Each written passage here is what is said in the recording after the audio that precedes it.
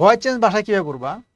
Voice change হচ্ছে যেমন যে who will help you, passive form কি হবে? 18তমতে আসছে। ভয়েস চেঞ্জ কিন্তু বিশেষ পরীক্ষায় থাকে, একটা থাকে, কোনো দুটো থাকে বিশেষ পরীক্ষায়, অন্যান্য পরীক্ষাতে থাকে। কিন্তু ভয়েস চেঞ্জ থেকে 1 নাম্বার তুমি এমনিই পাবা, এটা তো মিস করা যাবে না। জাস্ট আনসারটা ফাস্ট করার চেষ্টা করবা।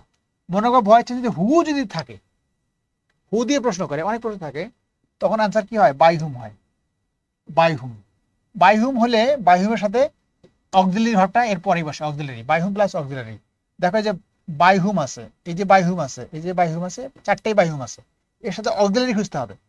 এইটা দেখো সাবজেক্ট দেয়া আছে, অক্সিলারি নাই, তাহলে এটা ফেলে দিবা।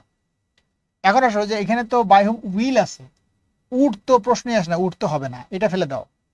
এখন এইটা না এইটা, দুটোর মধ্যে খেয়াল করবা যে শ্যাল উইল যদি থাকে, শ্যাল উইলের সাথে কি বসে? প্যাসিভ করার সময় একটা বি যুক্ত করতে হয়, উইল বি, শ্যাল বি, এগুলো যুক্ত করতে হয়।